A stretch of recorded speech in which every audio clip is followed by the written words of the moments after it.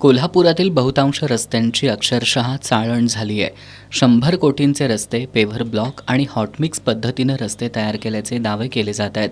मात्र कामाचा दर्जा, पारदर्शकता आणि जबाबदारीचा संपूर्ण अभाव यामुळं रस्ते खराब होत आहेत. पेव्हर ब्लॉक असो किंवा हॉटमिक्स, कुठल्याही पद्धतीनं केलेले रस्ते केवळ काही महिन्यात खराब होतात.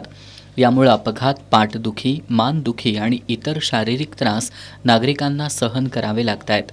याला प्रशासनाची निष्क्रियता जबाबदार आहे.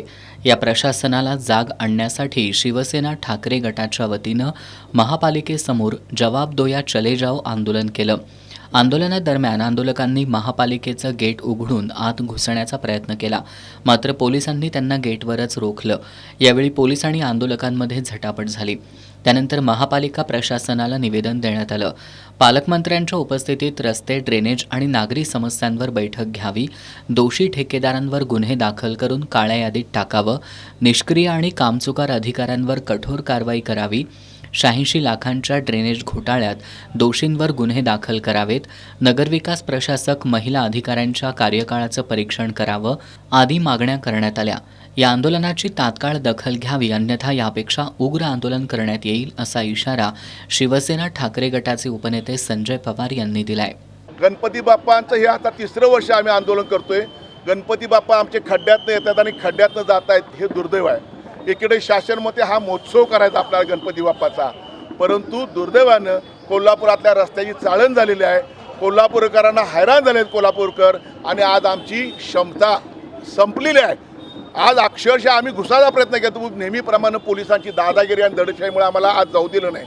आमची इच्छा होती आयुक्ताच्या दारात बसायचं आणि आयुक्तांना सांगायचं काय झालं 100 कोटींचं, काय झालं, अनेक कोटी रुपये आले रस्त्यासाठी, त्याचं काय झालं, काय रस्ते टिकत नाहीत, कुठं मोठा स्कॅम हा, म्हणून हा मोठा रस्त्याचा स्कॅम आहे म्हणून रस्ते टिकत नाहीत. रस्ते खराब झाले का परत पैसे काय मिळतात अधिकाऱ्यांना. आयुक्तांची जबाबदारी आहे.